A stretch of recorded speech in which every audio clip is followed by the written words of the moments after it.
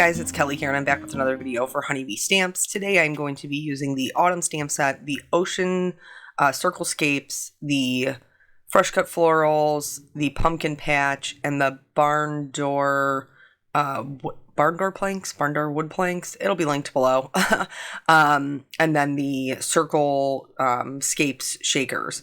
So, if you guys watch my videos, you know it's thunderstorming here. I'm not sure if you're going to be able to hear it, so my apologies. But anyway, so if you guys watch my channel, you know that I am a big fan of getting more out of the things that you already own. And so a couple of weeks ago, I did a video using the Ocean Circlescapes, the Ocean Circlescapes, I think is what it's called. And it's a beautiful dye. It really is. It's so very pretty. But a lot of people would look at that and think the only thing that they can do with that is oceans. That's not true, and we're going to prove it today. So it's just basically an idea that I had to kind of make this dye a little bit more versatile and show that you can use it for other things to get more uses out of it. Of course, I'm going to build a scene because that's what I like to do. So pretty much for the barn wood planks, I'm using it just to create a shelf on my card for my scene. I wanted that super pretty wood grain. And the easiest way that I could get it was stamping it and then putting Distress ink over it. And I even used craft cardstock so I wouldn't have to put as much Distress ink down. So once I knew what portion of it I was going to be using, I am just going to take that off camera and trim it down so I can add a little bit more of the ink blending to the other side. And then this is the only portion of this piece that I'm going to use. If you're like, Kelly, I'm not buying a whole die so that I can make a wood grain shelf, I don't blame you, not at all. But Honeybee does have a pack that is all different types of wood grains, like a paper pack that you would also be able to utilize if you didn't own a stamp like that.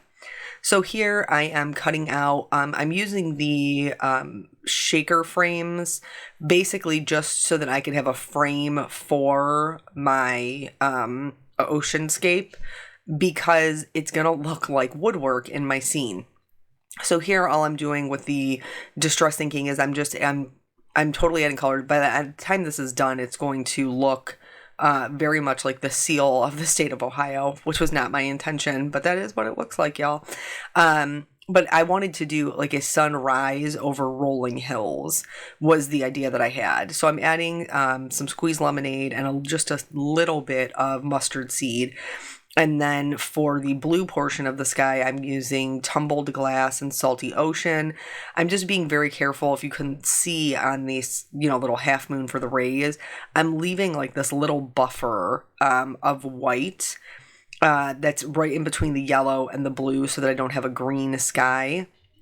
I'm going to line up, these are all my hills or waves, and then I'm just going to pick several colors of green to turn them into hills. So again, just looking at your things that you already own in a different way can help you. Or if you're looking to purchase something, I can't remember who it was. There was a crafter that I saw that when they look at something, they're like, if I can't think of 3 different ways to use it, I'm not going to buy it. And so, I mean, that's not a bad thing either.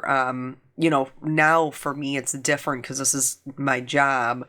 But before, especially when I was new into crafting, I don't have an endless budget now either, but my budget was much smaller. And so I would save up my money, and do like big shopping sprees, once in the fall and once in the spring. And honestly, the reason it fell that way is that's because when Hero Arts released their catalogs, and back then that's pretty much all I used. But so, I mean, we're all trying to make it work to be able to enjoy this hobby that we love. Speaking of making it work, and getting good deals, Honeybee actually has one of their biggest sales, that they've ever had right now. It's 70% off. And their sale page, so that again will be linked below if you're interested in going over there and checking out what they have.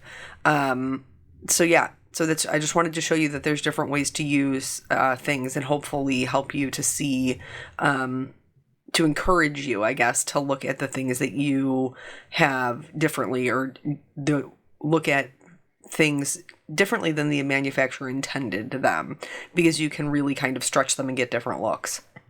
So here, once I'm done building this, like I just built it right on that backer piece, then I have a little bit more distress inking to do before I get to the Copa coloring.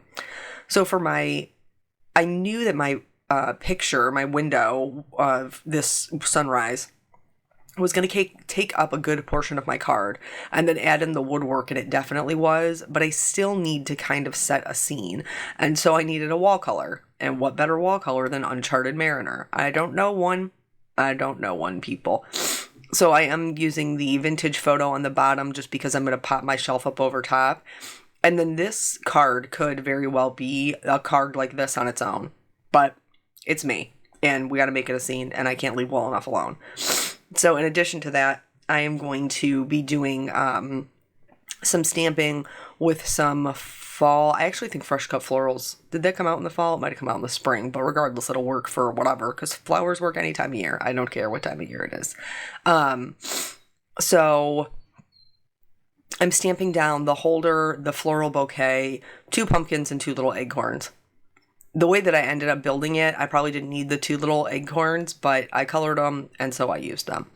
Here, I'm just going to use our black ink. This is safe for alcohol markers, since I am going to be doing some Copa coloring, so that is why I chose to stamp in this.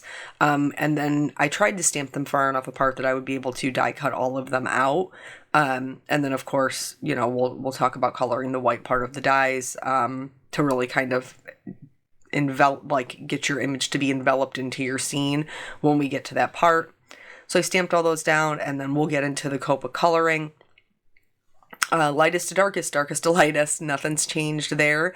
And then you may see me doing my shadows just a little bit different, like on the acorns. And the reason that I am adding shadows to just one side or to the top or bottom is because I knew how I wanted them to lay in my scene, and so I was coloring them as if the shadows would be on the portion that's going to lay on the shelf. And so I just picked some browns that would allow me to do that, and then, we'll just go through the Copa coloring, and I'll comment on anything as we go.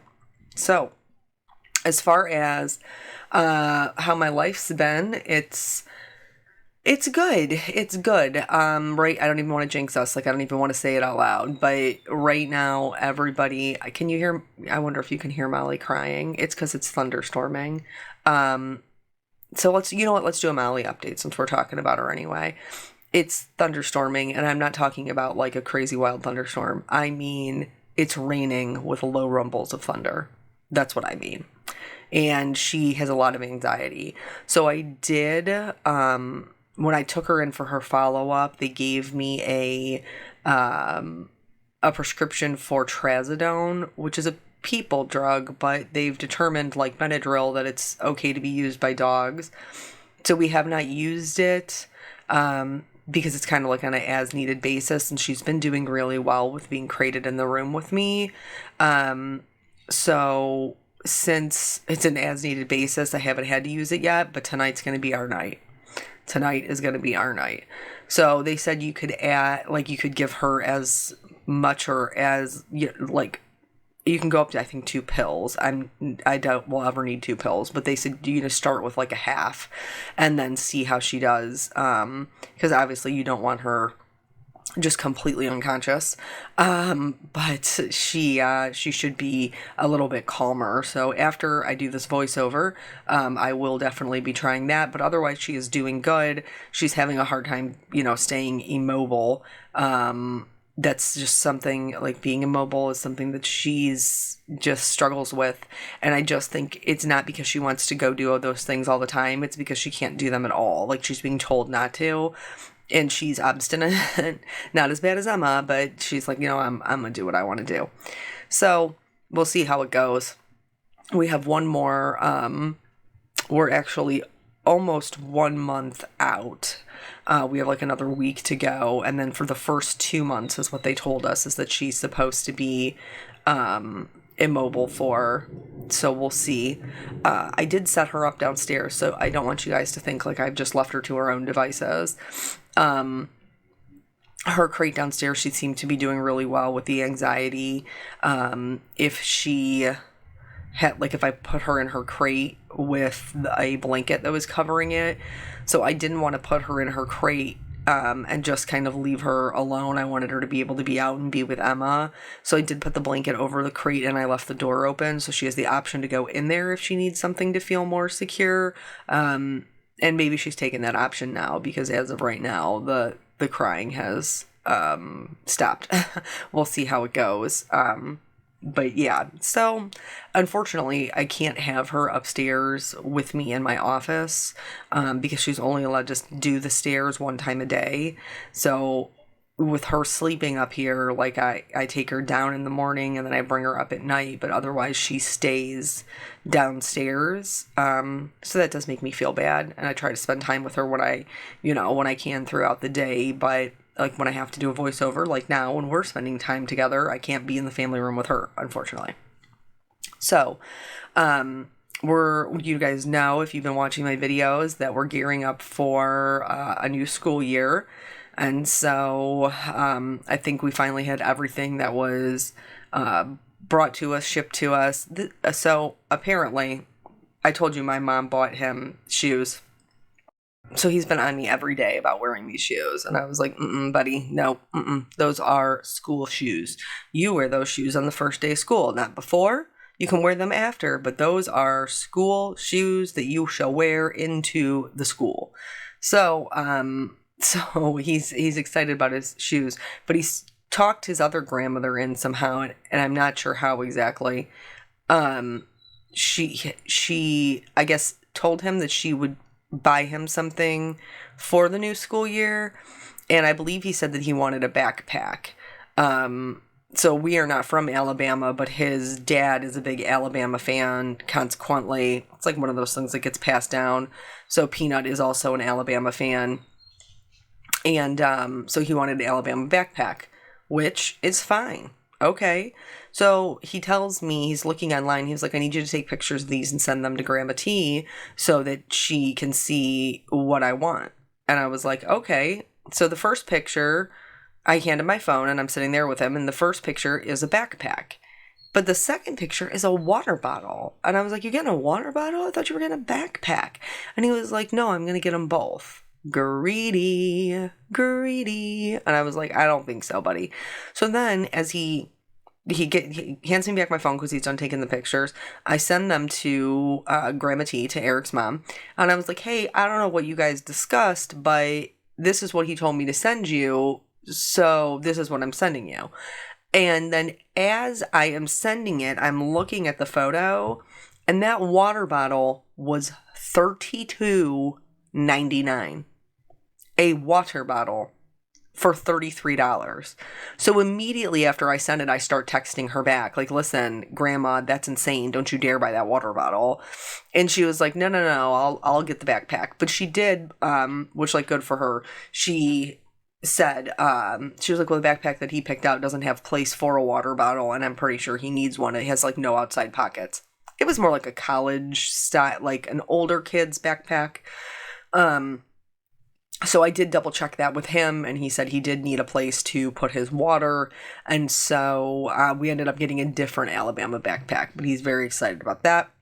For Miss Caitlin, she's been doing good. We are 1 week off of the anti-vomit meds, and she has been holding her own. She's been doing really good. So we're back to, because we had stopped giving her the baby food. We were just feeding her formula when she was throwing up. Because if you have to clean up baby throw up, the only benefit is that there's no food in it, right? So I wasn't gonna short myself of that small victory. So she's back on the baby foods, and we're starting to incorporate some real people foods. So today she had some pancakes and some bananas, which she enjoyed immensely.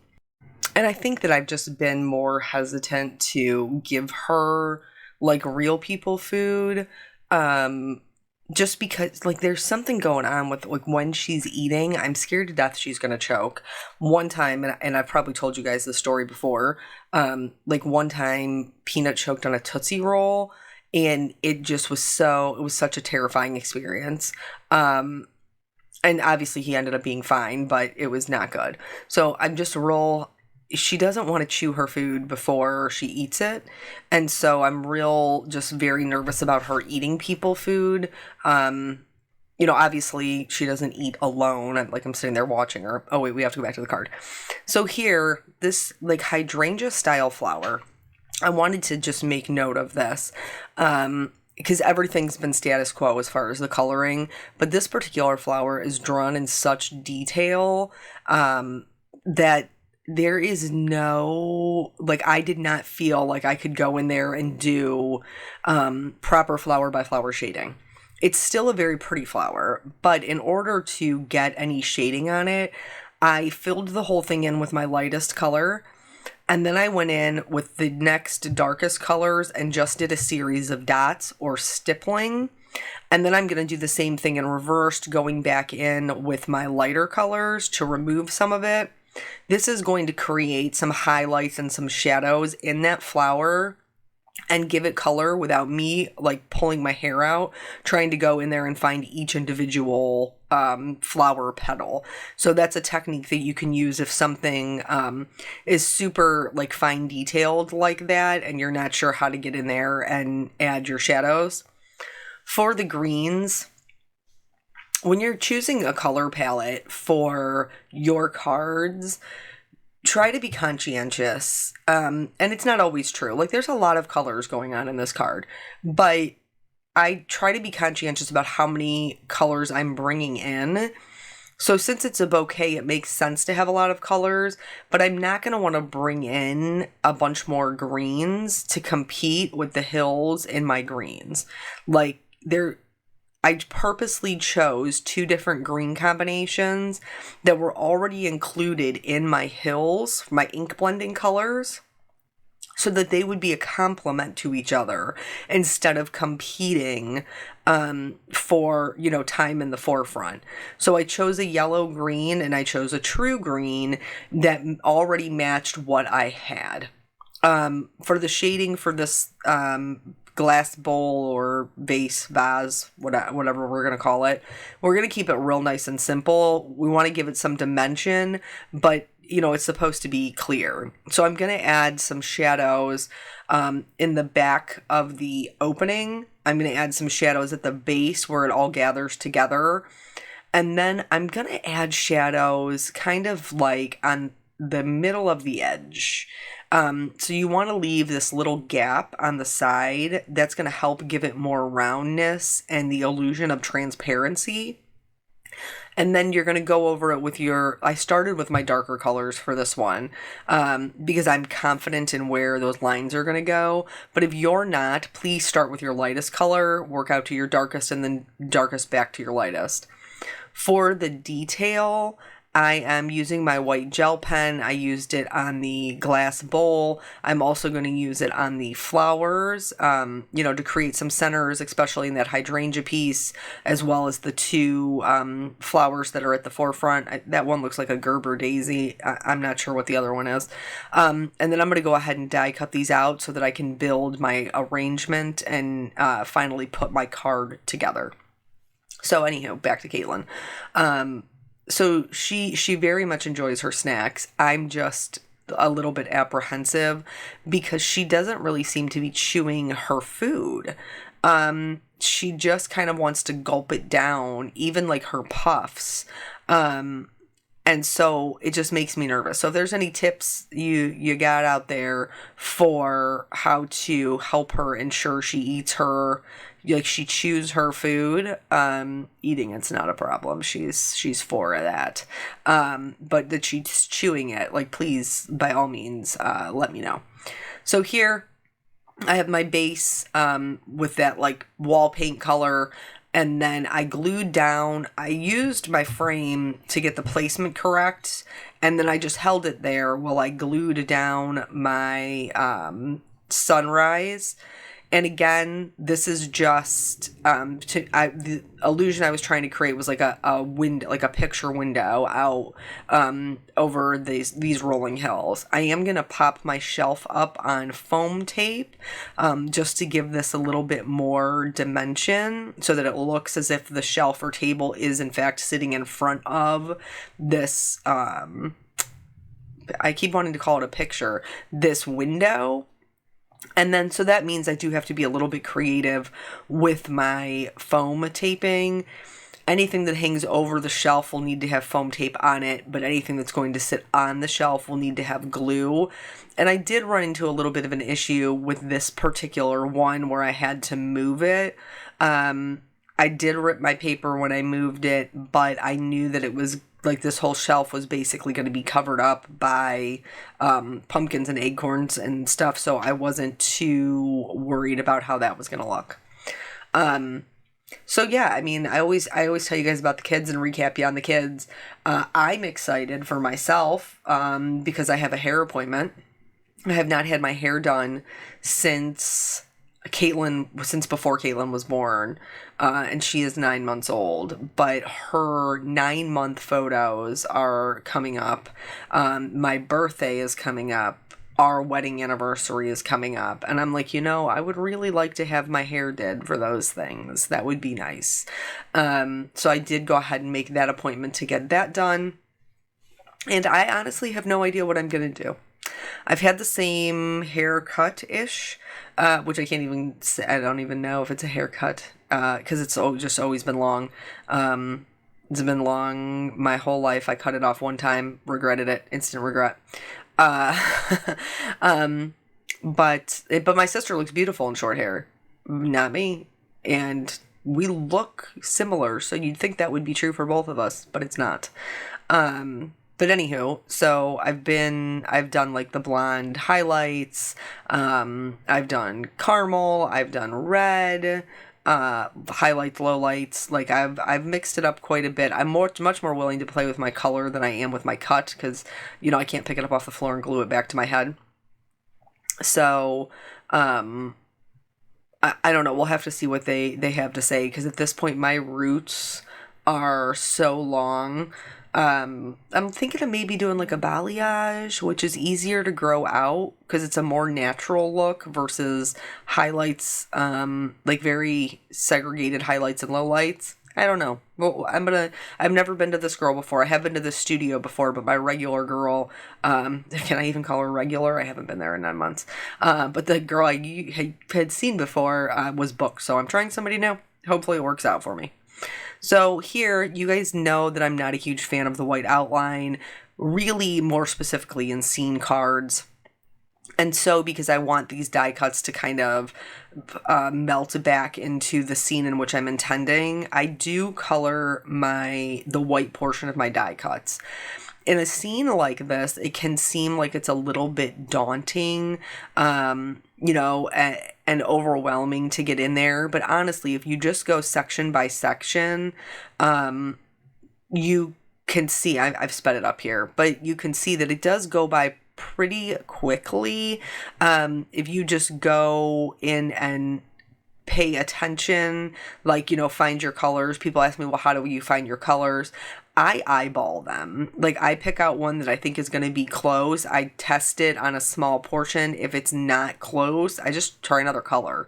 It's not 100%. Obviously, I do quite a bit of copa coloring, so my eyeballing might be better than others. You could always use a scrap piece of paper, but it doesn't really have to be perfect.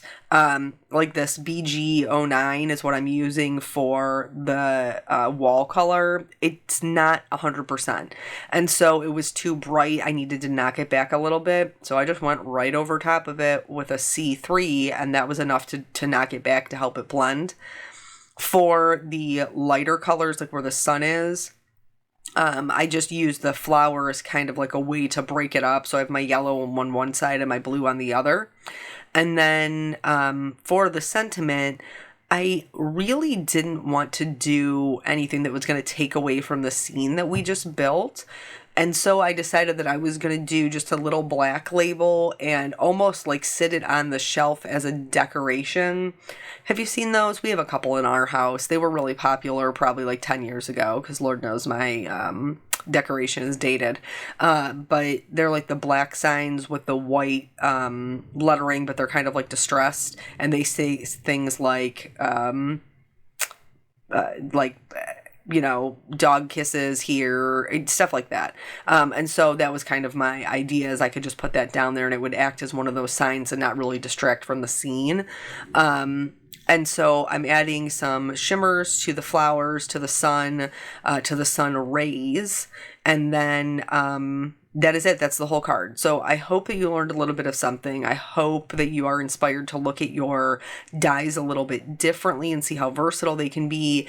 And then again, I will link below that 70% off sale if you're looking to pick something up. Thank you guys so much for joining me, and I will catch you in the next video. Bye.